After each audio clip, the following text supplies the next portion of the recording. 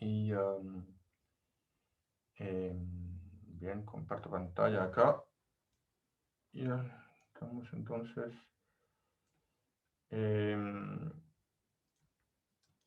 Vamos a seguir con gases reales. Entonces estábamos en... A ver, déjenme... Sí, creo que lo voy a compilar una vez más por si acaso. Ahí va.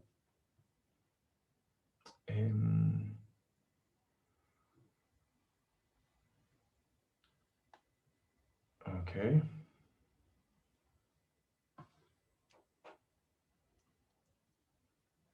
A ver, algo raro ahí se parece.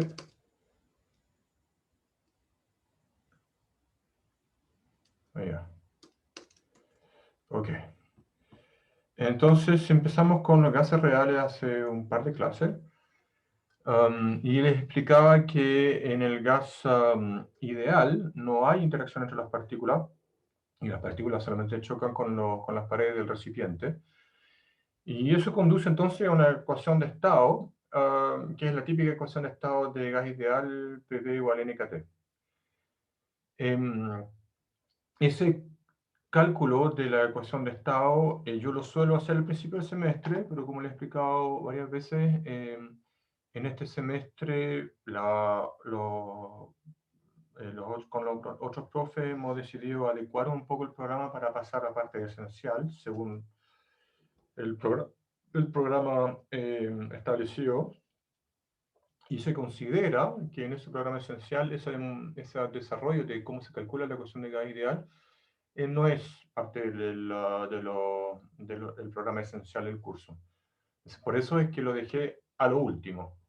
Me parece un grave error y yo creo que ha permeado un poco el semestre. Sí, hay que partir por eso, porque se usa todo el rato la ecuación de gas ideal, entonces es raro usarla sin haberla demostrado o sin explicar cómo se llega a ella. En fin, esa es la ecuación de gas ideal, ¿no? PV igual a NKT. Y gas real, en cambio, hay interacción entre las partículas. Y como les explicaba en la clase pasada, esa interacción se debe a interacciones eléctricas, dipolar eléctricas, es decir, de que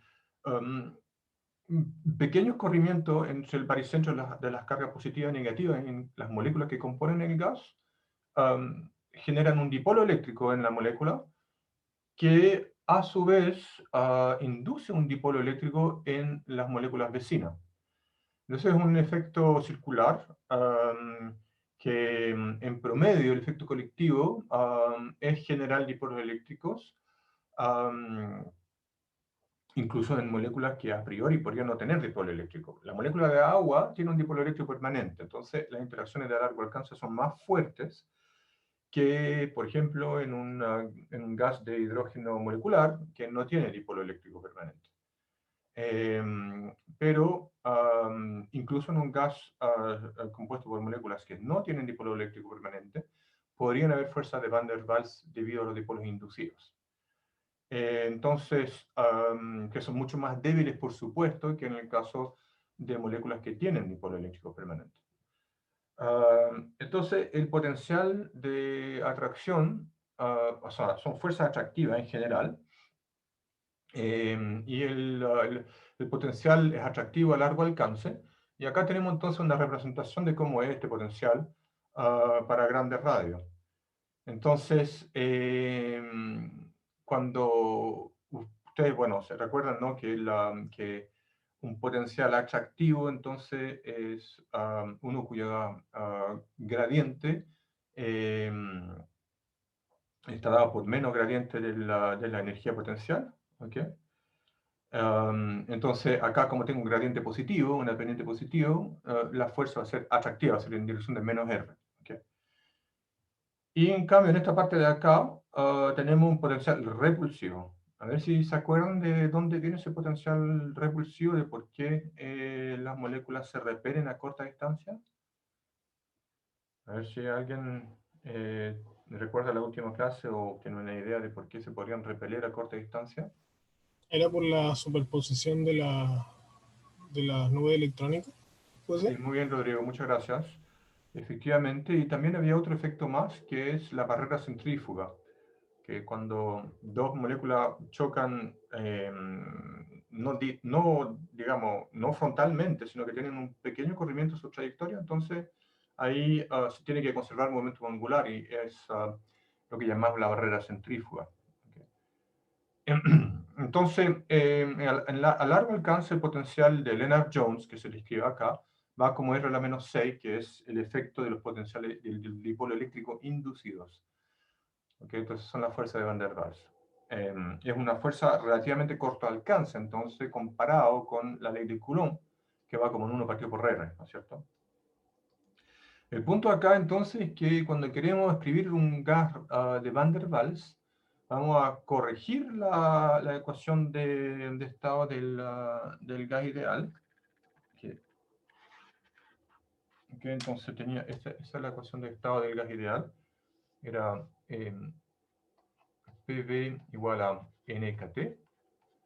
Y ahora lo que vamos a hacer es primero tomar en cuenta que las partículas ocupan un cierto volumen. Entonces tenemos el recipiente.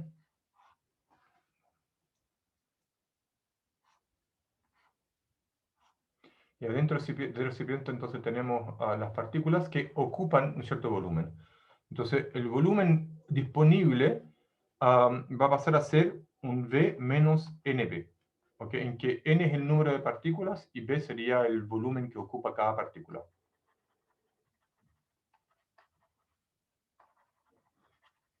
Una partícula. Y también la presión va a haber que corregirla, porque la presión va a ser un poco menor, porque como hay fuerzas de largo alcance, el gas tiene una tendencia a tratar de contraerse, o sea, todas las partículas se interactúan de a pares, ¿no es cierto? Entonces, la presión neta que se ejerce sobre la pared es un poco menos que si no existieran las fuerzas de Van der Waals. ¿Cuánto menos? Bueno, depende de la densidad de las partículas, depende de qué tan separadas están unas de otras, y también hay otro efecto, que es que depende de cuántas partículas hay en la superficie, en los bordes, quería decir. ¿Por qué? Porque las partículas que están en el centro se sienten atraídas por sus vecinas, por ejemplo, acá, esta de acá que está más o menos en el centro, esta, más o menos en el centro, se sienten atraídas por esta de acá y por esta otra, y se compensan las fuerzas, ¿no es cierto? Las que no pueden compensar son las que están en la superficie. ¿Y cuántas partículas hay en la superficie? Bueno, también depende de la densidad de las partículas. Profe, ¿Sí? ¿se podría ver este como efecto como una especie de tensión superficial en un gas? Muy bien, Rodrigo. Sí, efectivamente, se puede ver, esto de acá es un efecto de tensión superficial. Vamos a volver al tema de la tensión superficial, pero la tensión superficial en general se aplica en un líquido y vamos a modelar la tensión superficial como un cambio de fase, va a ser uno de los problemas que vamos a hacer. Pero en este caso, efectivamente, es un efecto de tensión superficial, exactamente. Entonces, este efecto se suele modelar con una corrección a la presión, en que hay que corregir la presión real del gas por un término de presión adicional, que va a ser proporcional a la densidad al cuadrado. El argumento de que sea proporcional a la densidad al cuadrado es moviendo las manos, no es un argumento muy fuerte, no es exacto. El experimento da bastante bien con esta expresión. Entonces, claro, con esta corrección, ustedes se fijan entonces de que si yo igualo esto a nkt partido por V menos NB, ¿ok? Si yo igualo el término de presión corregido, ¿no es cierto? Ustedes ven que la presión que actual dentro del gas va a ser un poco menor que si no existiera este término, ¿no es cierto? Porque al final tengo que P es nkt partido por NB menos NB menos A dividido por menos A, o sea, corregido por la densidad. Entonces, si no existiera este término, la presión sería un poco más alta. ¿Ya? O sea, al final, el punto acá es que tenemos una nueva ecuación, que es la ecuación de Van der Waals, que vamos a usar para describir el comportamiento de gases reales. Entonces, acá hay isotermas de Van der Waals, es decir, cuando la temperatura es mucho más grande que la temperatura crítica, cuando estamos en esta zona de aquí, nos estamos alejando de los efectos de gases reales y nos aproximamos a un gas ideal. Entonces voy a escribirlo aquí. Si la temperatura es mucho más grande que la temperatura del punto crítico, entonces podemos aproximar PV es aprox NKT. Y esto de acá básicamente implica que la presión es como NKT partido por V, ¿no es cierto? Esto de acá sería constante para una isoterma. Entonces esas curvas como 1 partido por V son las que estarían acá arriba. Pero a medida que vamos enfriando el gas y nos aproximamos al punto crítico, empiezan a importar los efectos, las correcciones A y B del Van der Waals, hasta llegar al punto crítico. ¿Okay? Entonces la isoterma del punto crítico está caracterizada por este punto de inflexión acá, en que justo pasamos por la presión del punto crítico.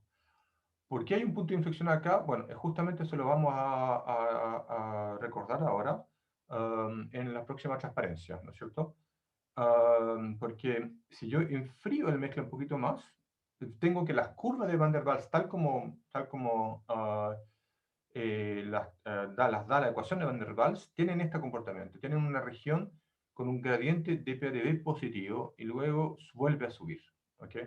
Esta es la pinta que tiene la ecuación de Van der Waals. Si yo la grafico para distintas temperaturas, esto es lo que se obtiene. ¿Okay? Entonces, Profe, ¿sí? Diga. ¿cuál es el punto crítico?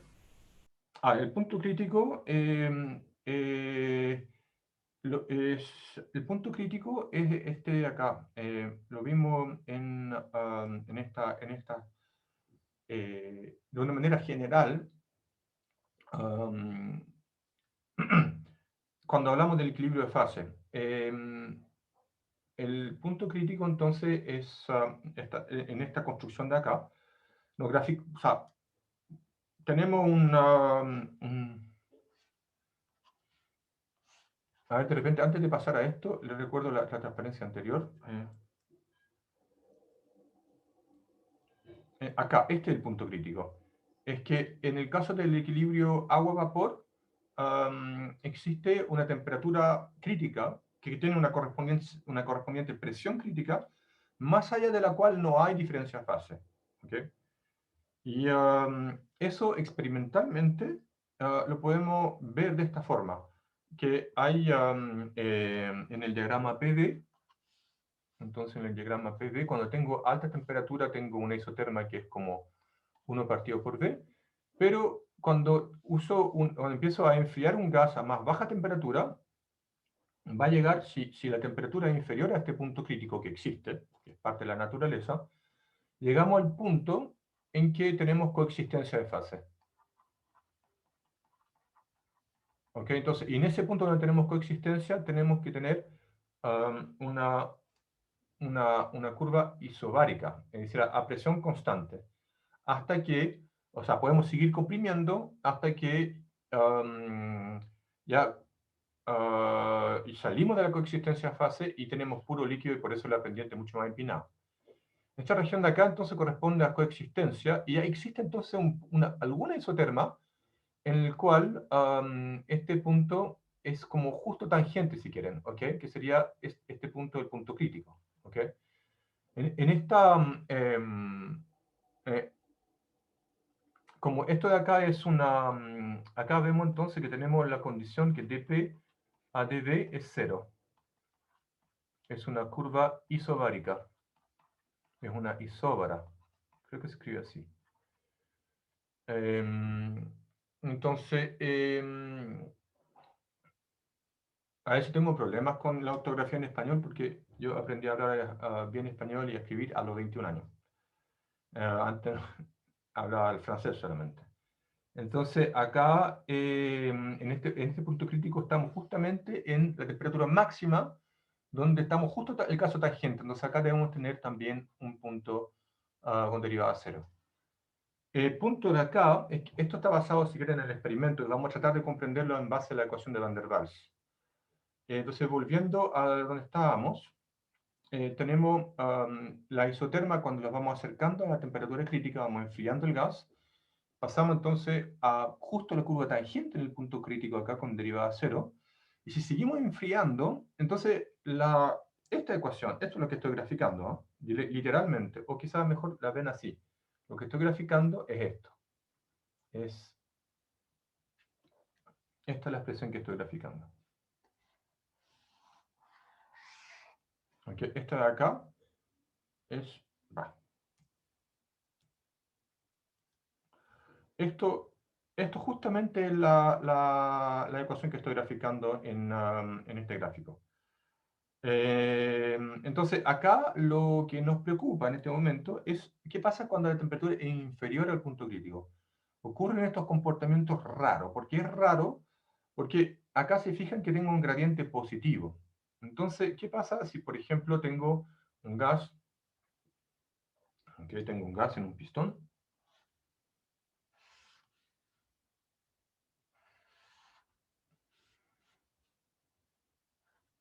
Okay, y acá entonces hay un pistón que ejerce una fuerza F igual a P por A, okay, que esto de acá es el área. Okay. Y adentro del gas tengo tengo entonces adentro del recipiente un gas a presión y temperatura T. Okay. Y esto de acá vamos a decir que es una presión P0. Okay. Entonces, el problema con el gradiente positivo es que si dP a dV a temperatura constante, y vamos a suponer que esto de acá es una temperatura constante, ¿ok? Está en un baño térmico, en un contacto con un reservorio de temperatura. Entonces,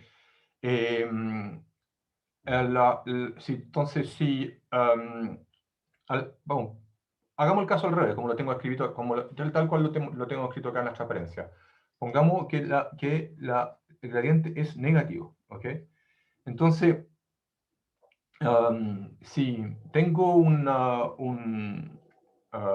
aumento de V va a más un delta V, ¿okay? Entonces si delta V es negativo, supongamos que tengo una pequeña perturbación, una perturbación estadística, ¿no es cierto? Que vimos que todo esto de acá, el equilibrio termodinámico, eran promedios estadísticos y que habían fluctuaciones. No es exactamente siempre la misma presión y temperatura, sino que hay pequeñas perturbaciones. Y entonces acá este pistón podría microscópicamente oscilar, ¿no es cierto?, en torno a una posición de equilibrio, fluctuar, ¿no es cierto? Y este es el delta V que estoy tomando en cuenta acá.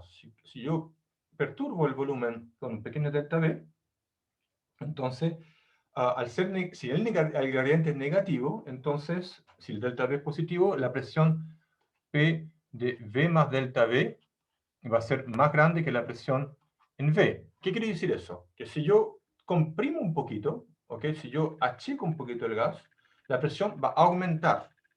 Si acaso el gradiente es negativo, ¿okay? Es lo normal. Esto de acá sería el caso del gas ideal, y es lo normal. Entonces, si yo perturbo y achico el volumen un poquito, la presión va a aumentar. Entonces, el gas va a tener tendencia a ganarle al pistón, porque el pistón lo estamos manteniendo a presión constante, y va a volver a su posición de equilibrio P0. Va a volver a igualar las presiones. Si yo achico, perturbo el volumen, aumenta la presión, acaso en el gradiente negativo, y entonces el gas tiene más fuerza y vuelve a expandirse a su posición inicial.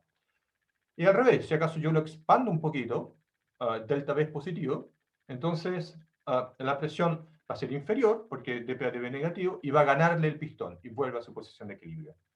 Pero esto no funciona si acaso el gradiente si este gradiente de acá es positivo, si yo le pongo positivo, entonces es al revés. Una pequeña perturbación hace que la presión aumenta y le va a ganar al pistón y va a expandirse infinitamente. Y a su vez, si una pequeña perturbación o volumen negativo hace que la presión disminuye y gana el pistón. ¿Ok? Entonces la situación es inestable. Una pequeña perturbación estadística conduce a una expansión o una contracción espontánea. Entonces estas regiones de acá no tienen sentido físico. Entonces acá tenemos un problema. ¿Por qué ocurren esta consecuencia de la ecuación de Van der Waals? Y bueno, la resolución de esta inconsistencia tiene que ver justamente con el equilibrio de fase. consideramos ahora justamente qué pasa cuando tenemos equilibrio de fase. Entonces acá tenemos una representación de este diagrama, otra representación más de este diagrama PV, en que vamos a ir siguiendo la curva isotérmica, por ejemplo esta de acá, ¿ok? A ver si puedo anotar acá mismo.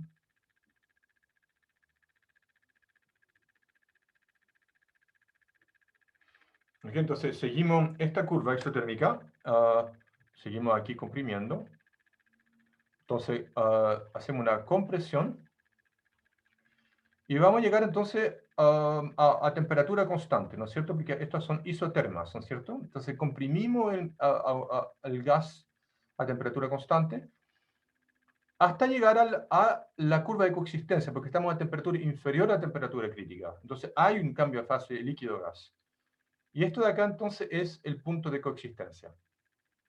Una vez que estamos aquí, ya no podemos seguir con la curva isotérmica del gas, tal como la describe el gas de Van der Waals. No es posible. ¿Por qué? Porque ya estamos con una mezcla gas-líquido, no es solamente un gas, y la regla de fase de Gibbs nos dicen que yo puedo solamente especificar una sola variable intensiva.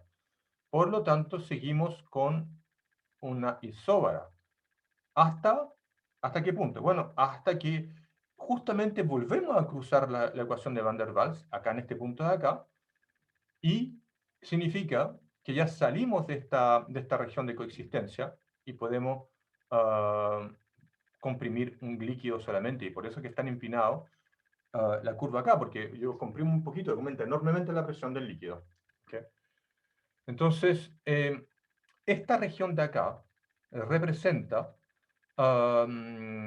la coexistencia en fase. Van der Waals, ok en la fase líquido, ok en la fase gas, no ok cuando tengo la mezcla de ambas. ¿Ok? Y la mezcla de ambas ocurre ¿cuándo? Cuando justamente empiezo acá con una isóbara y sigo con la isóbara hasta cruzar de nuevo la ecuación de Van der Waals, que es válida en el régimen líquido.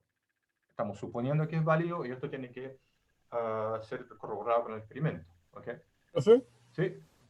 Entonces la curva que está ahí de 40 grados Celsius, esa nunca tendría coexistencia de fases, ¿cierto?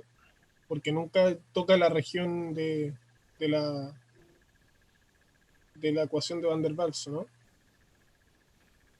Es correcto. Es correcto lo que dice Rodrigo acá. Si la temperatura es más grande que la temperatura crítica, entonces no hay cambio de fase.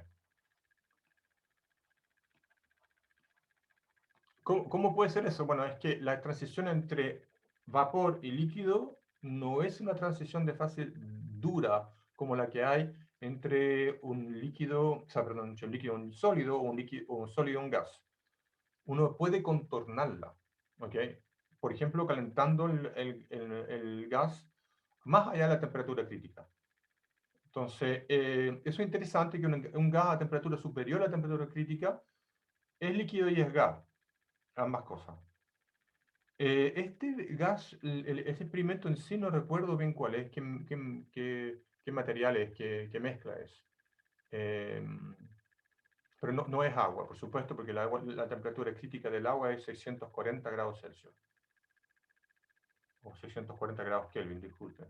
640 grados Kelvin sería como 300 grados Celsius para el agua. Ok, entonces la inconsistencia acá la vamos a solucionar usando un cambio de fase en esta zona. Toda la región que hay en gris acá corresponde entonces a condensación. Okay. Y este efecto, esta corrección debido a gases reales, es muy importante para comprender la máquina de vapor. Por eso le estoy poniendo hincapié en este momento. Okay.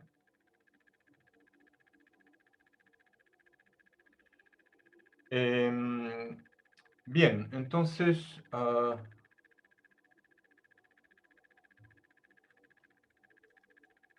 para poder comprender ese cambio de fase, vamos a ver lo que llamamos la construcción de Maxwell. Entonces, en esta otra figura del gamma es el típico P de B, ¿okay? Tenemos una isoterma de Van der Waals con temperatura inferior a la temperatura crítica. Y cruzamos entonces la curva de coexistencia en el punto A y salimos la isóbara cruza entonces de nuevo la ecuación de Van der Waals en el punto E. ¿Ok? Entonces acá el punto es considerar este proceso, ¿no?, de compresión de A a E según dos caminos. Entonces vamos a tener dos opciones. Vamos a ver la curva isobárica, esta de acá, y vamos a calcular el cambio de energía correspondiente. Entonces el cambio de energía aquí, vamos a usar la ecuación de la primera ley, ¿cierto? Nos dice que la primera ley es, entonces, dE es TdS menos PdV. O sea, eso es lo que llamamos el calor y el trabajo.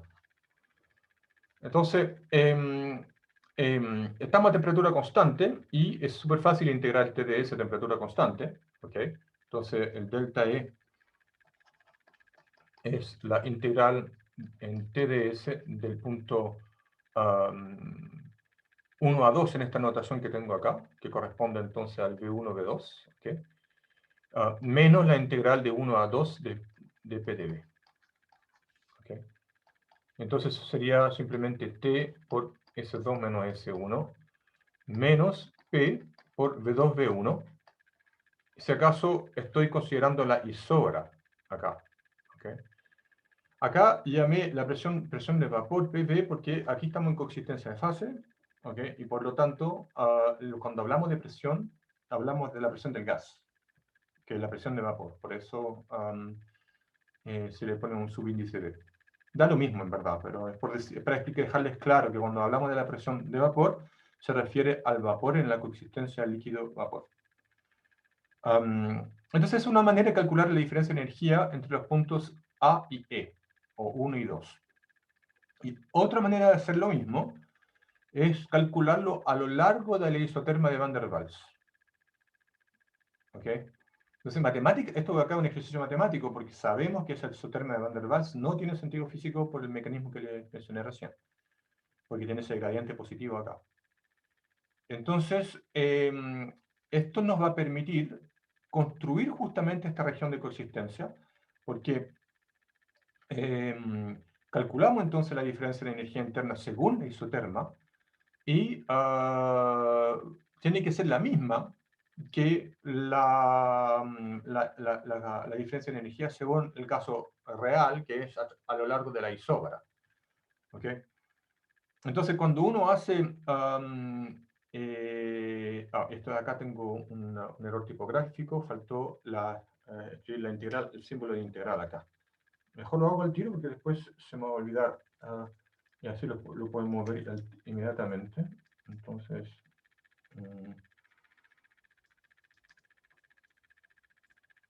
aquí me faltó.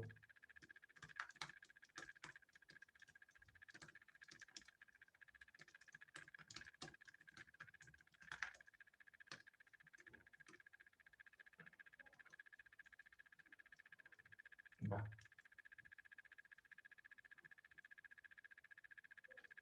Algo rompí.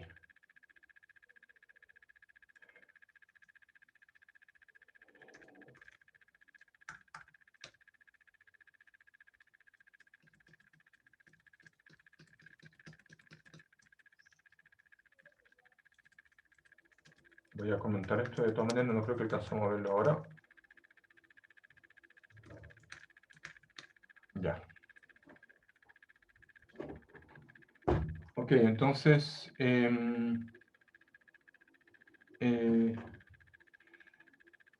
ok, acá corregí la integral, faltaba este símbolo, y acá estoy integrando la ecuación de Van der Waals, ¿no es cierto?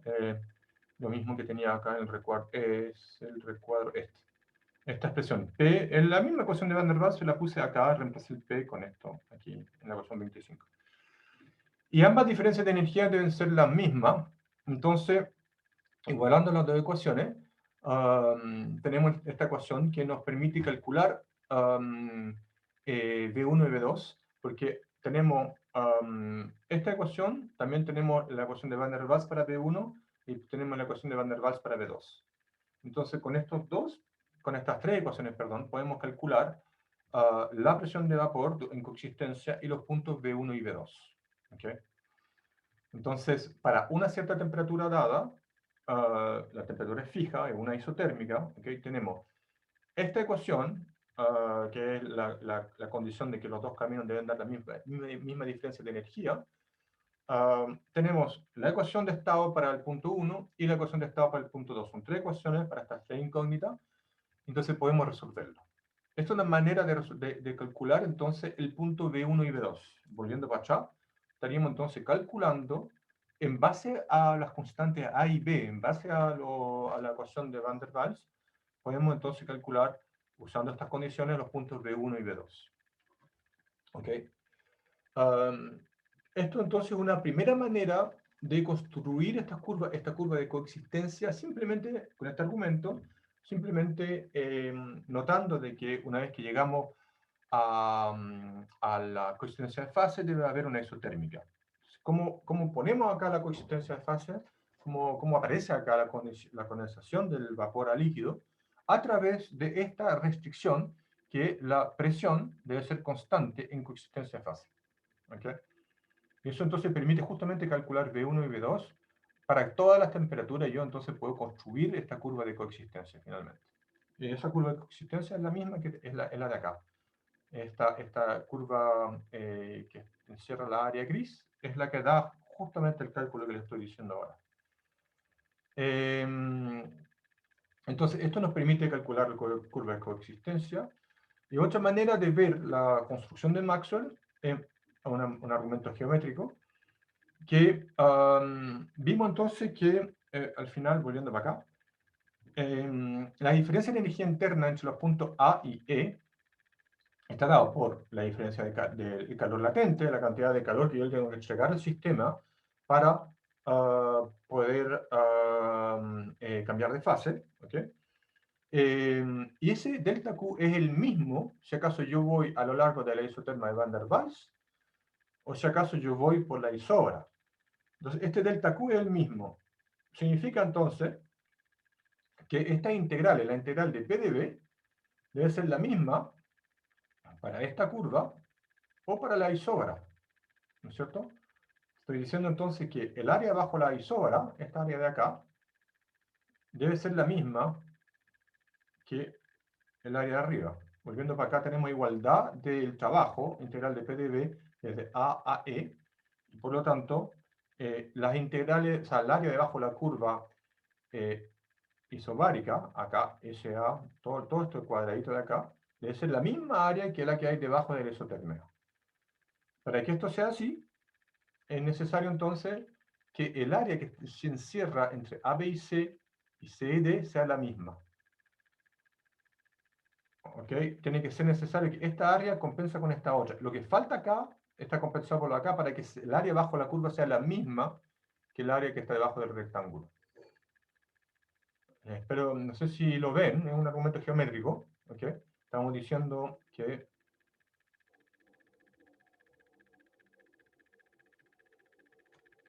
lo que estoy diciendo acá es que el área debajo de esta curva de acá tiene que ser el mismo que el área debajo de esta otra curva. Para que esto se cumpla es necesario que este cachito compense el cachito de acá. Entonces, el resultado neto es que estas dos áreas deben ser las mismas. Entonces, ¿cómo pongo acá el punto B1 y B2? Bueno, es bien simple.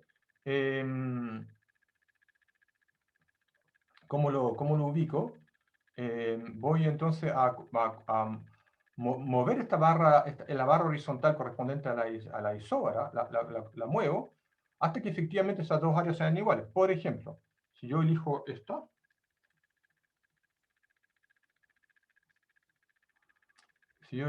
de acá, se dan cuenta que esta área es mucho más grande que esta otra de acá.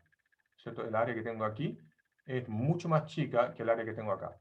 Entonces, para que sean iguales, se debe cumplir, para que las áreas sean iguales, yo ajusto la isóbara hasta que esas dos áreas sean iguales.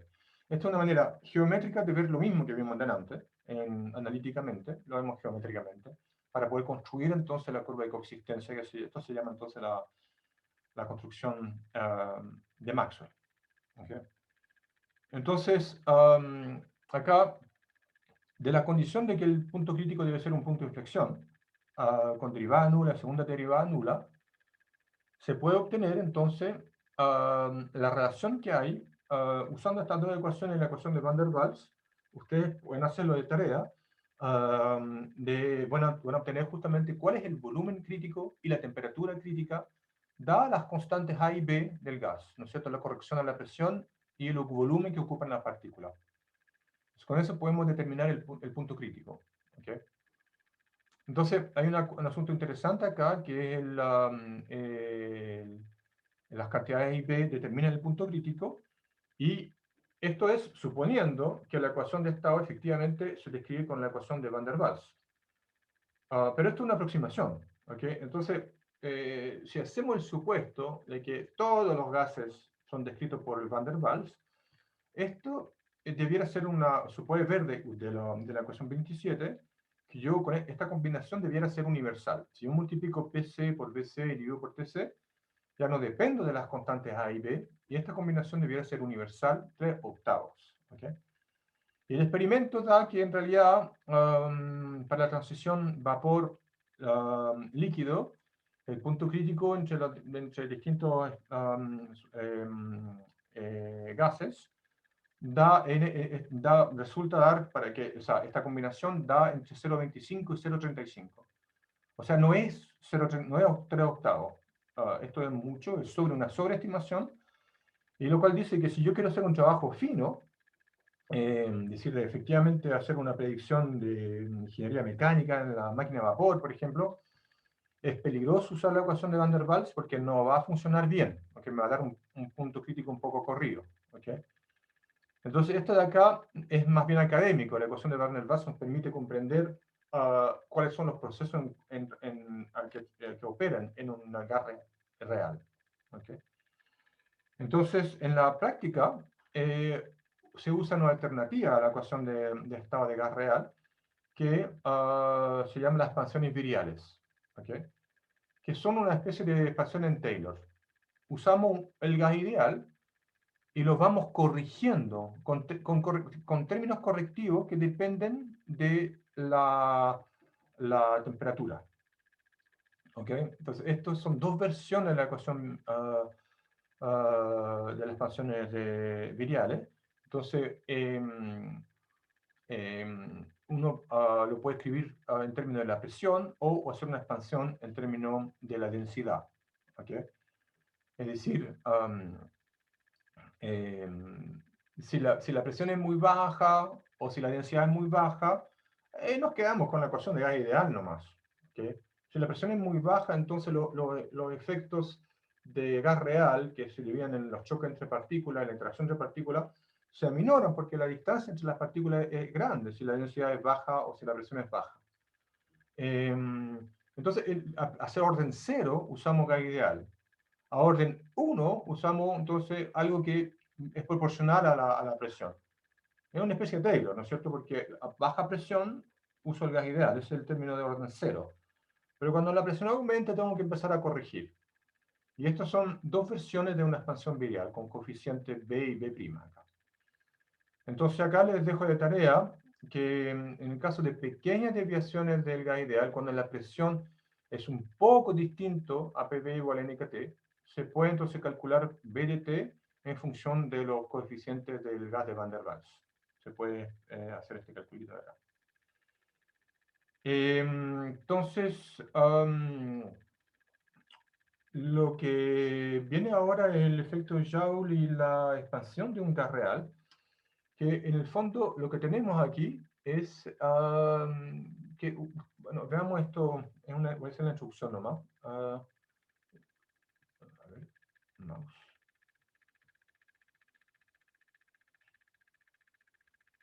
Acá.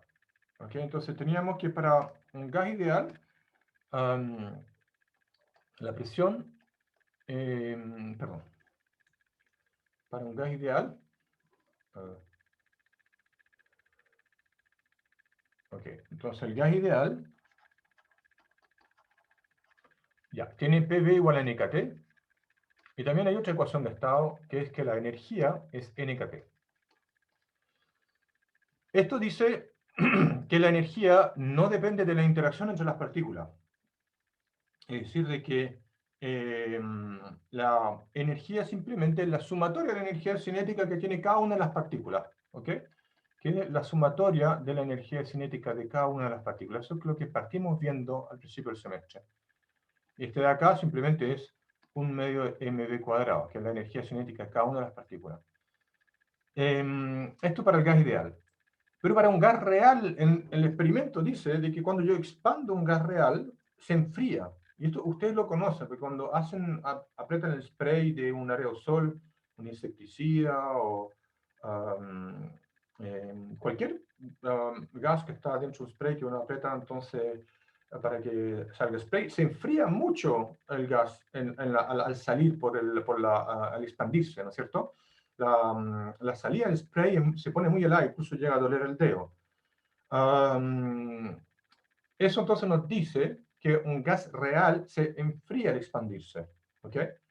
Pierde energía al expandirse.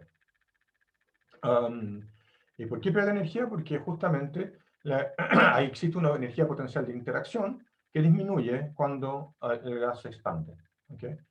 Entonces, en la próxima clase vamos a calcular la energía interna de un gas ideal y lo vamos a expandir.